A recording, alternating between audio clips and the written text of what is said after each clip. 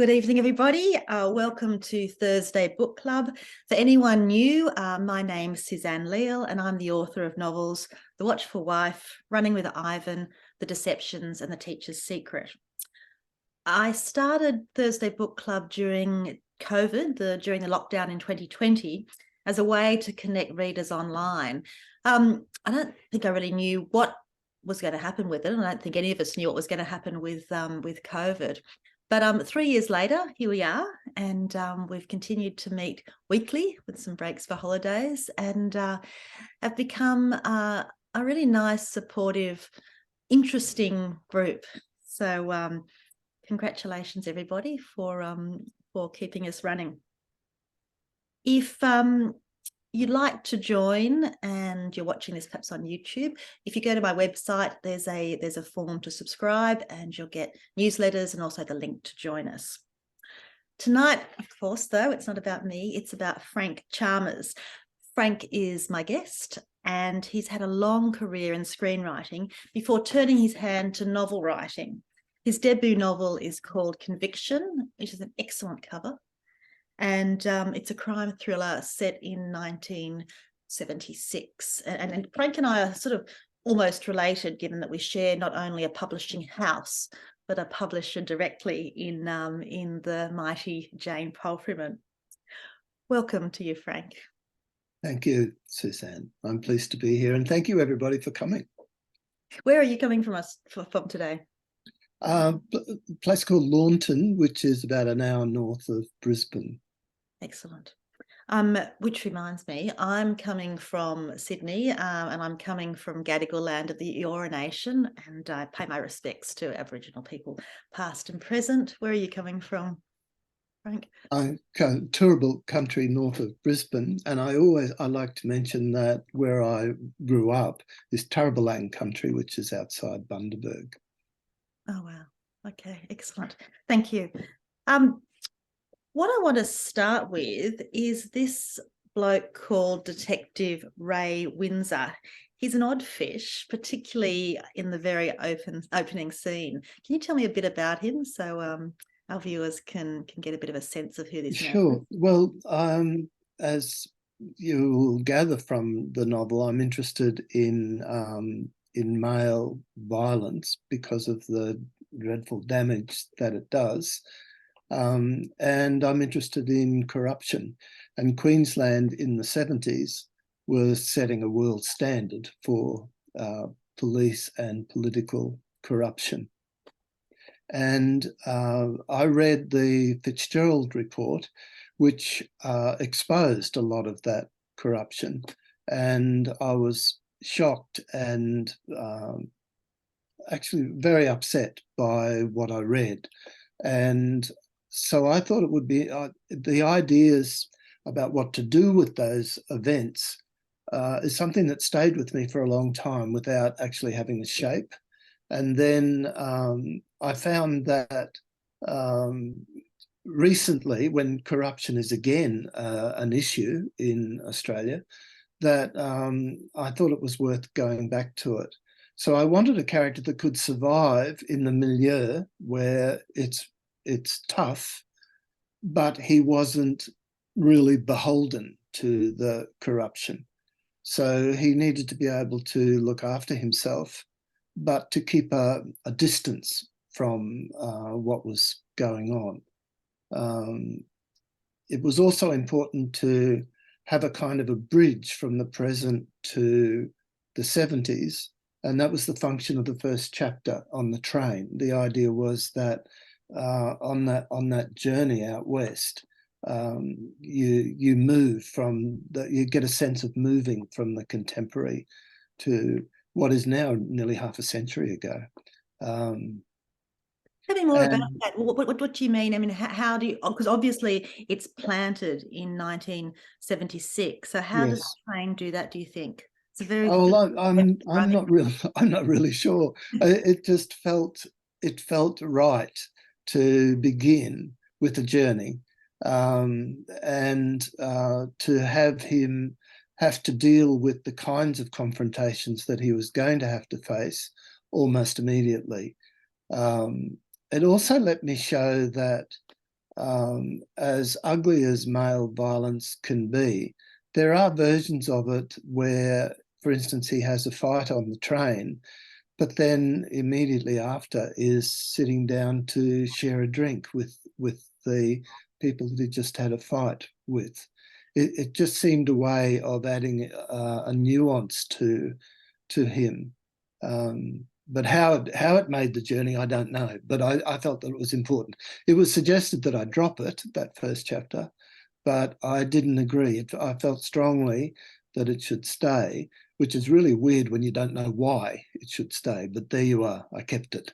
Well, I'm gonna venture a theory. I think what it does, given that this is a crime and it's a crime book and it's sort of a procedural, that first chapter really shakes it up a bit because, as you've said, it's a train trip with a man we don't know. We don't know who he is, what he does. He gets himself into a fight. So I thought he was a bit of a thug. And then we find out he's the police detective. So Yeah. automatically we're a little bit less complacent about what this is going to be. I think it just shakes you up and thinks, well, where do we go now? Yeah. Okay. Yeah. Oh, well, that sounds great. The risk was that he would appear to be only a thug. That was all there was to him. But I thought it was a risk worth taking because of the world that he was going to have to enter. He had to be able. He had to be persuasive. It had to be persuasive that he could cope with what he was going into. And I said it out west because I'm not really interested in the bigwigs of corruption who make the millions of dollars and so on. I'm actually interested in the idea of corruption as a kind of a virus that spreads. And I thought of this before COVID, as a kind of a virus that if people know that they can get away with things, corruption spreads. And we might have thought that by moving straight out, far out west, he'd be insulated from it. But actually, as he discovers pretty quickly, it's arrived there before him. What's interesting about setting it in 1976 for me was just thinking about how police investigation has changed since then. And you note that too. And one of the things that was interesting, because of course, so many of us will say, okay, DNA is a way to, depending on whether there's been a mistake or not, a pretty foolproof way of showing guilt. But and I was surprised to hear that really in the 70s it was only in its infancy. Is that right? Oh, yeah, in Queensland it didn't exist. I mean, some of the police knew about it, of course, but no, there was no DNA that you could use in court.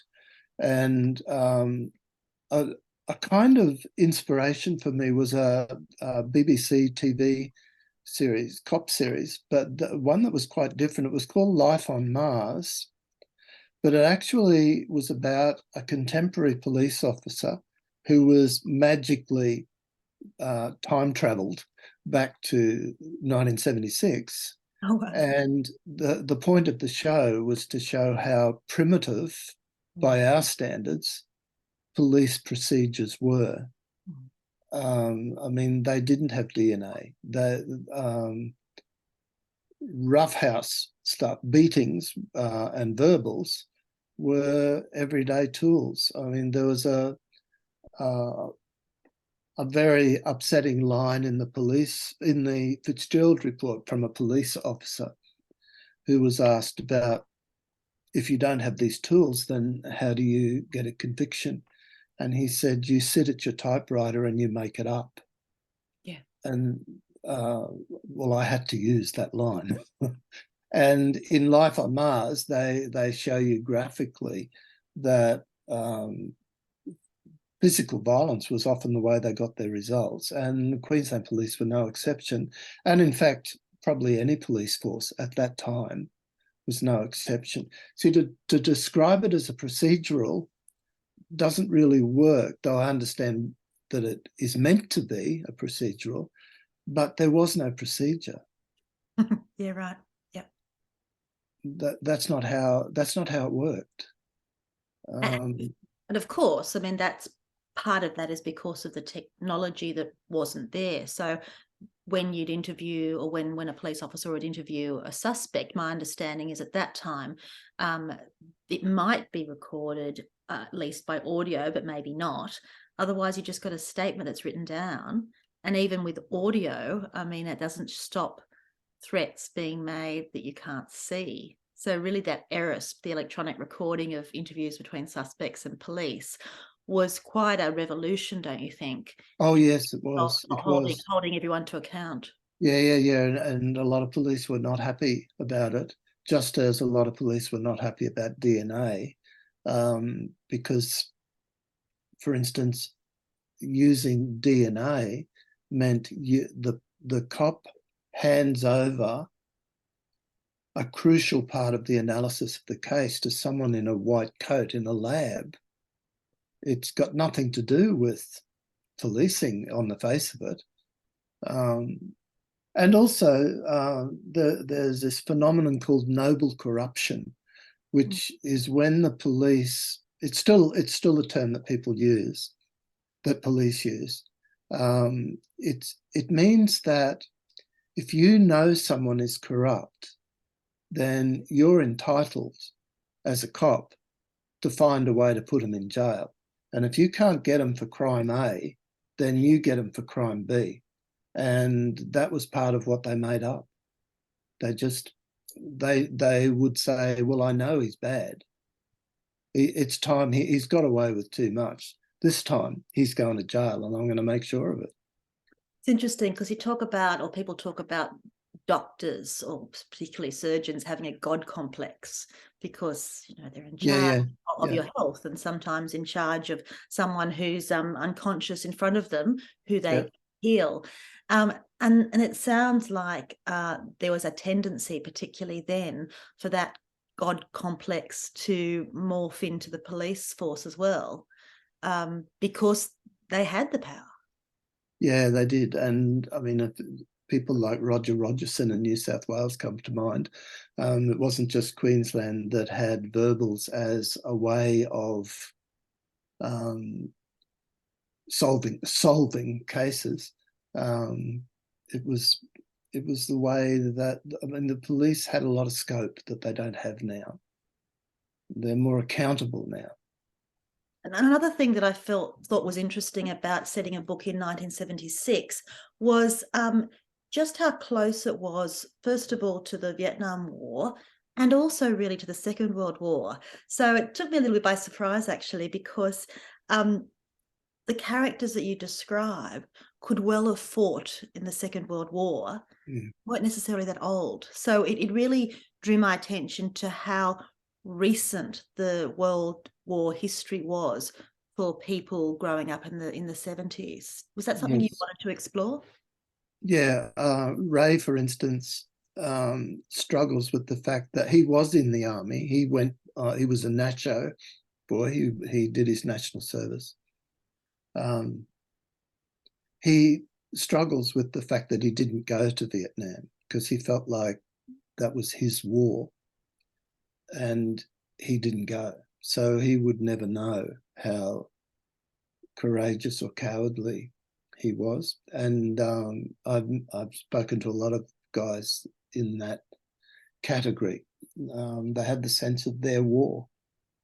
And the Second World War was so honourable in so many ways compared to what came afterwards, that they had a sense of having failed if they hadn't actually been to war, which is awful, really. So even to the Vietnam War, I mean, why think it's their war when it clearly wasn't our war? Well, they didn't care. They're pretty flexible about which war it was, but given their age and where they were in their lives, they felt that whatever war was available was an opportunity for them to test themselves And if they didn't get that opportunity, then for some of them, they never really knew how to deal with that. It kind of haunted them a bit. It made them feel a sense of inferiority. It's not an approach I've thought of before or even actually read about before. I mean, the people I know are people who did go to Vietnam and 50 years, well, how many years later, 50 years later, are still grappling with the effects of it. So to have the opposite, that to have felt excluded, is quite an interesting perspective. Yes, it is. There didn't go, wouldn't know is an expression that was used, and it was deeply cutting to blokes who felt as if they should have gone. Didn't go, wouldn't know was just a throwaway line that hurt a lot of blokes. Your writing struck me immediately for its sparseness. And last year I interviewed Brian Brown, who of course Okay, Sweet Jimmy, yeah. Yes, exactly. So he also comes from your neck of the woods in terms of film and screen, and yes, and Sweet Jimmy is quite sparse as well. So I just wanted to read out a very short part of the book, just to give you an idea what I meant, and I had some questions about it. So it's the first page, and it's from the middle of the first page. The percussion of the train soothes him until all in a rush the world comes back, transferred, full stop. No, exiled, self-inflicted, full stop. He presses his forehead against the vibrating window and resists the urge to press hard, to push, shatter it. Imagine slivers of glass flying, cutting. He sits back. That morning, waiting to board, no one to see him off. All he owned at his feet, a suitcase and a small canvas knapsack, the sum of himself. It's just a little excerpt, but it's sparse. It has a rhythm, a sort of quite a staccato rhythm, and it reminded me very much, or a little bit at least, of Sweet Jimmy. Is that because do you feel the meter and the meter needed sparse language given who Ray Windsor is, or was there something? I did feel that, because especially out west, you don't use two words if you can use one or none. But as well as that, he and I both have, as you say, a background in film where your script can be judged on how much white space there is on a page. And if it's too crowded on a page, some readers won't read it. You have to cut all the time. I mean, Cormac McCarthy did it too, especially in the first book, in all the pretty. Well, it's not his first book, but All the Pretty Horses, and David Peace in the Red Riding Quartet. Powerful writing with so few words. I would go back and read it again to find out how'd they do that. With where did all that feeling come from in those few words? So it's partly script writing, where you really have to. I mean, I've been a script assessor as well, and you can tell quickly if somebody really understands about film. And film is, bang, bang, bang. You don't mess around. So, yeah.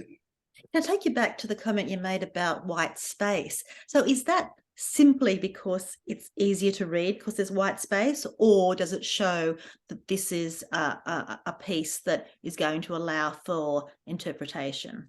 It's both. The art director, the audio, the sound engineer, they're all going to write all over that page because they each contribute to it. And what you're doing is leaving space for their contribution. If a script that reads as if you're a director will get up the nose of the director. You have a different perspective, and so it's it's a fine line, and everybody crosses it all the time. So it's a very everybody talks all the time in film, in developing film. It's wonderful, powerful environment if you're if you're up to that. I really loved that. That's why I like the editing process on Conviction. If people are quiet, I don't trust that they're right there, you know. So that's partly what the white page is about. The spaces is about. You're part of a team, and they have to contribute. So is it like an offering to the team? It's like, here's my offering. What do you think? Yeah, it is, Team and collaboration. yeah, it is. And I've always, well, I mean, I've developed museums, and I've done, you know, I've worked in interactive media and in games, design games. Um, they're all intensely collaborative, and you don't come in as king of the heap at all. You're just first on the ground, that's all. And their ideas will often be better than yours, and they're not backward in saying so, which is great, actually. I mean, sometimes you want to kill them because their idea is better, but it's wonderfully productive when it works. It's magic. It's magic. So not the job for a lone wolf then. No, no, not no, no. So But how I don't think novel writing is a lone wolf. It has its lone wolf stage, yeah. but then you move away from that, and the next stage comes along. So no, it's all gold. It's good. I must say, and we were talking about this earlier, to have someone read your book, which is an imagined world with imagined characters, to take it seriously enough to restructure it or to suggest structural edits to be made, is sort of like someone coming into your magical world and saying, this is valuable. Did you feel that during the editing process of Conviction? Oh yeah, yeah. For instance, there were suggestions that a character was unnecessary, and that the work that character did could be done by somebody else.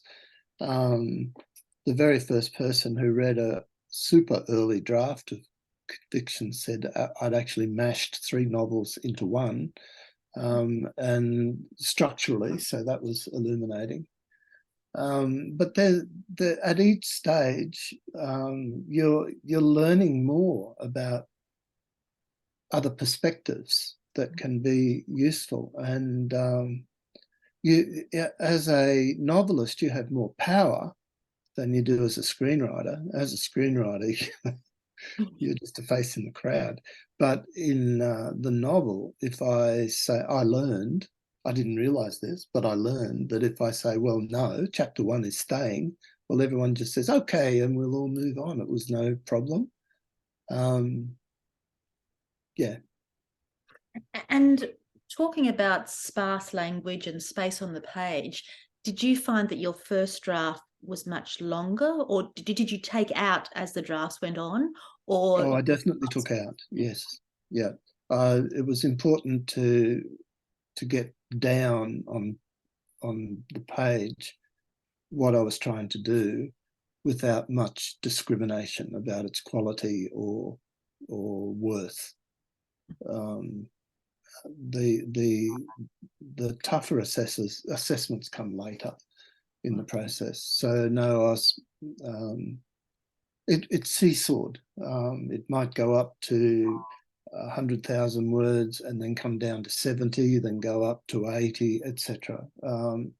And I didn't pay any particular attention to that.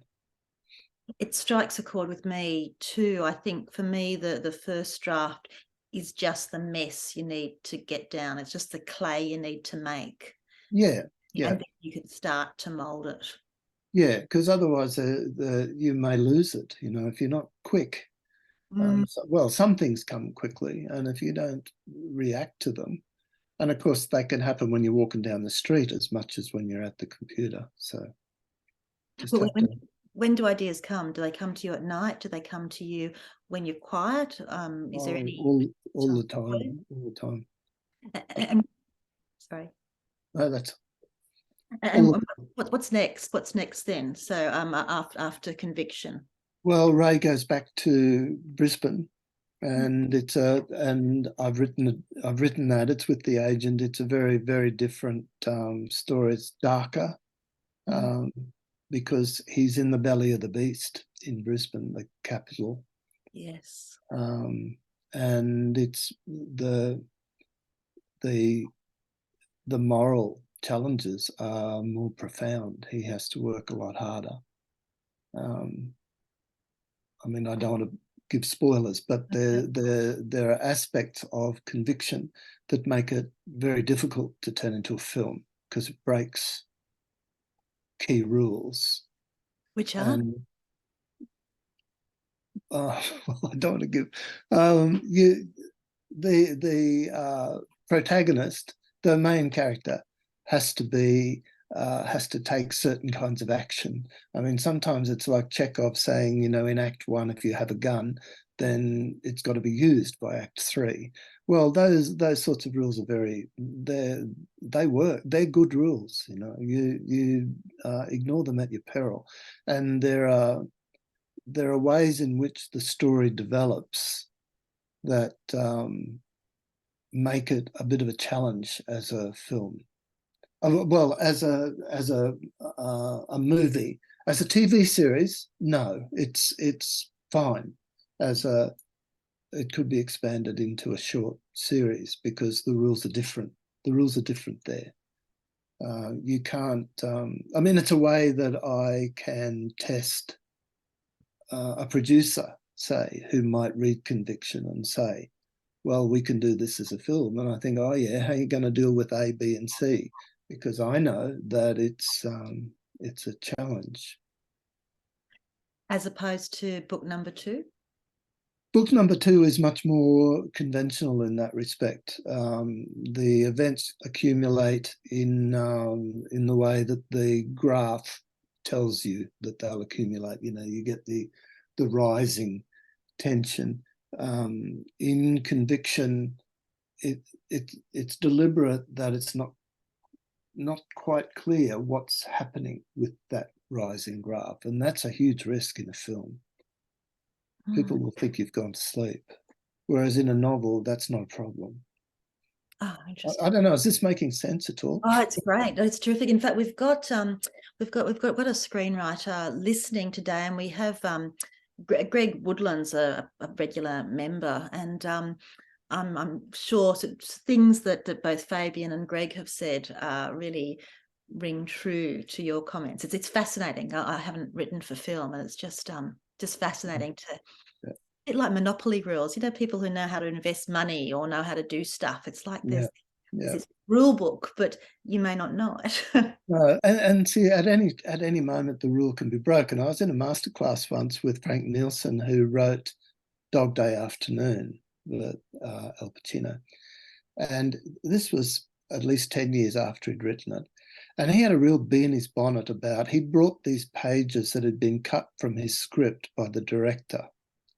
And Frank was angry still after years about this. The reason they were cut is that Al Pacino said, my character wouldn't do that. And Frank Nielsen said, well, bugger you, I wrote the script. I know what my character has done or wants to do or is capable of. But the director decided that after lots of discussion, because there's always so much talk in film, that Frank Nielsen was wrong and Al Pacino was right. And the reason that Nielsen raised it in this masterclass was that he wanted us to decide. So he gave us each a copy of the 3 pages or so, 2 or 3 pages that had been cut. And so we read them, and then he said, well, what do you think? And there was a long silence because Pacino was right. Wow. Frank Nielsen was wrong. in as much as you can say wrong or right. But nobody could say around that table that Frank Nielsen his script should have been filmed as it was. So you never know, really, in film. There's always somebody who's got an opinion about what you can do better. It sounds so dynamic, and it sounds like there may not be as much place for hubris as outsiders might think. No, Arrogance. no. You just deal with it. You argue it. You argue your position. I've just noticed the time, which means that it's time for questions. If anyone's got some questions, pop them in the chat room, or pop up your hand. Can I see you all? The chat's good if you can do it.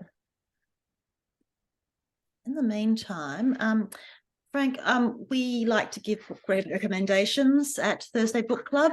Do you have any recommendations for us? Yes, I do. I've just emerged from Barbara Kingsolver's Demon Copperhead. Yes. Which I cannot recommend too strongly. Demon Copperhead is a take on David Copperfield, even to the extent where she developed a spreadsheet where she mapped David Copperfield onto the story that she wanted to tell, chapter by chapter, character by character. And that makes it sound as if her book is perhaps mechanical, but it isn't. It won the Pulitzer Prize. It won the Women's Prize for Fiction.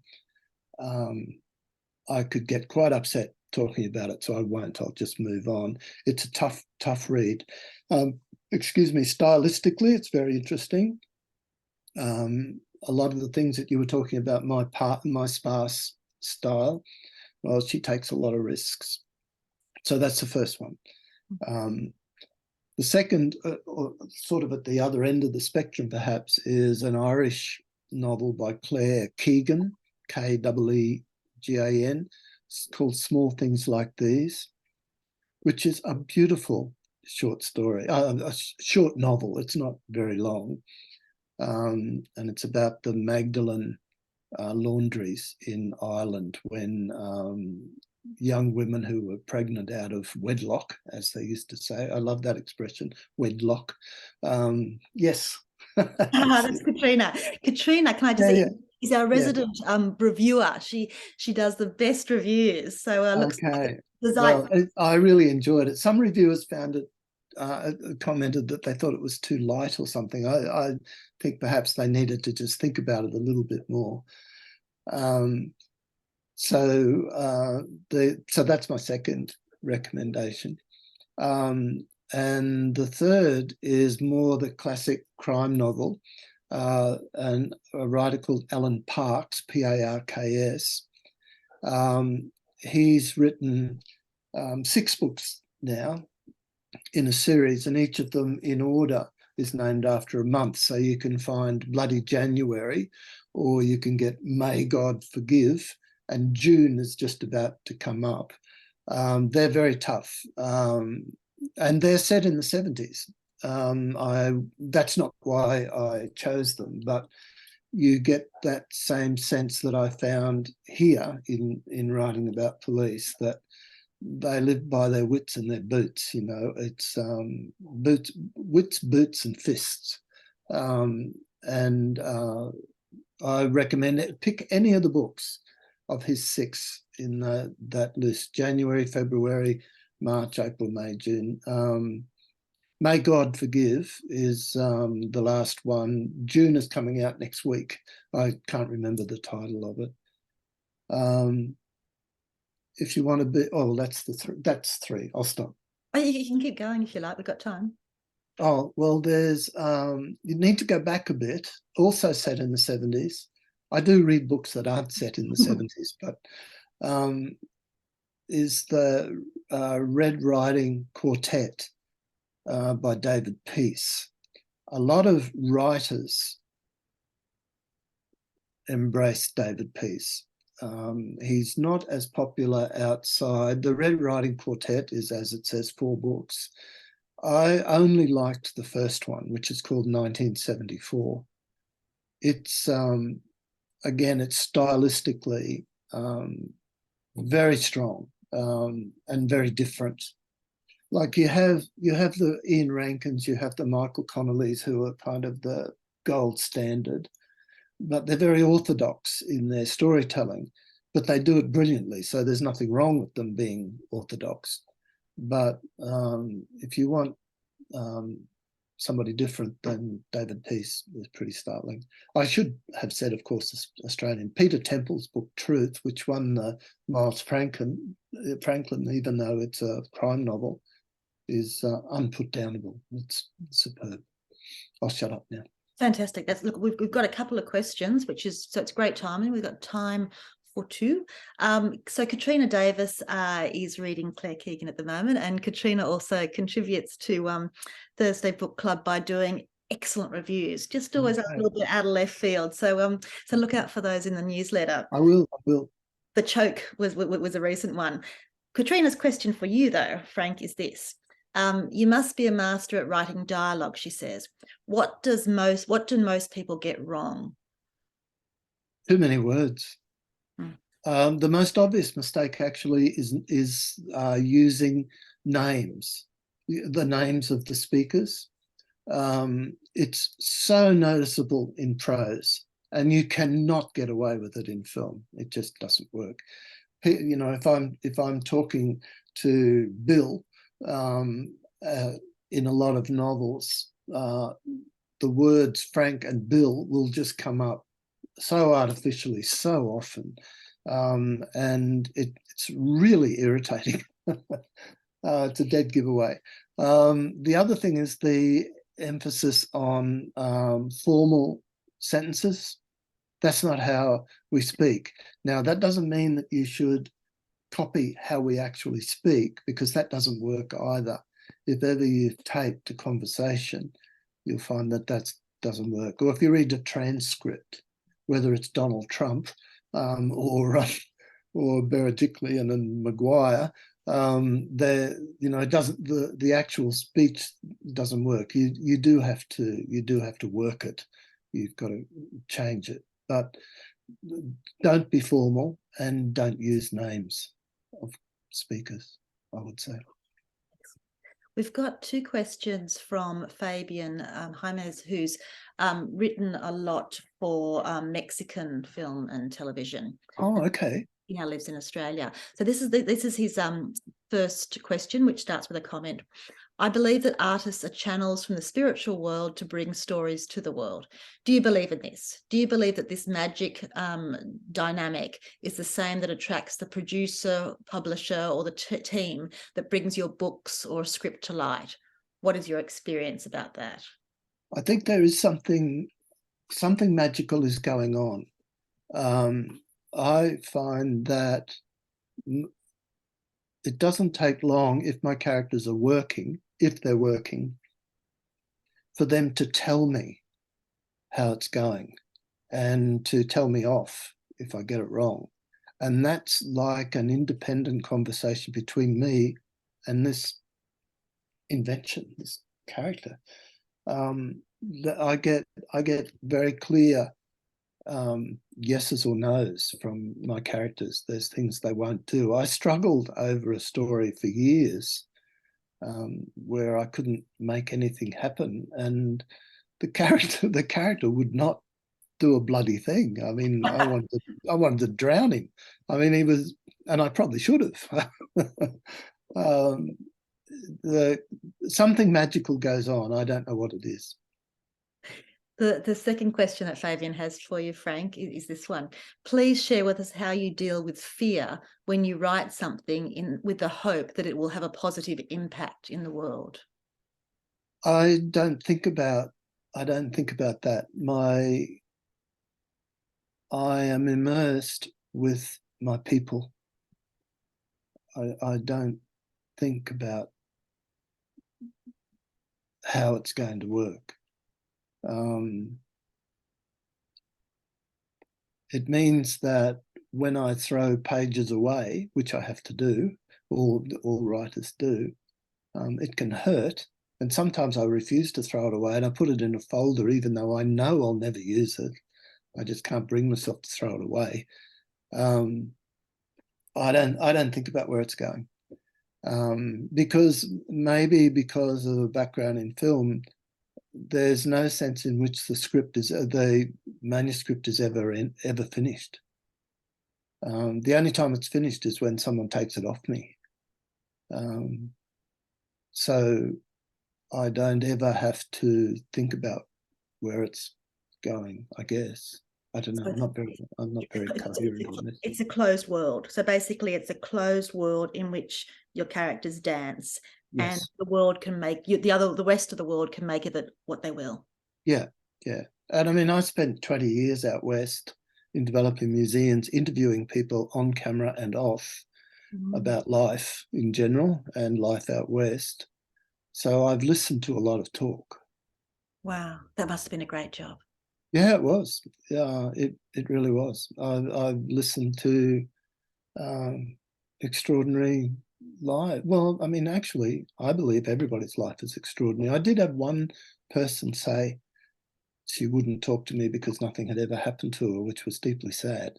But by and large, as I say to people, I've drunk a lot of bad tea in people's kitchens, listening to, and it helped me to shut up as well, which I'm not doing tonight, but it helps me shut up and listen to what people have to tell me. And there's this eternal frustration when you're recording on camera that as soon as you say, okay, that's it, and you finish up and you turn off the camera and the audio, bugger, that's when they really open up. And you think, oh no, turn it on again, or else you lie about whether the camera's off.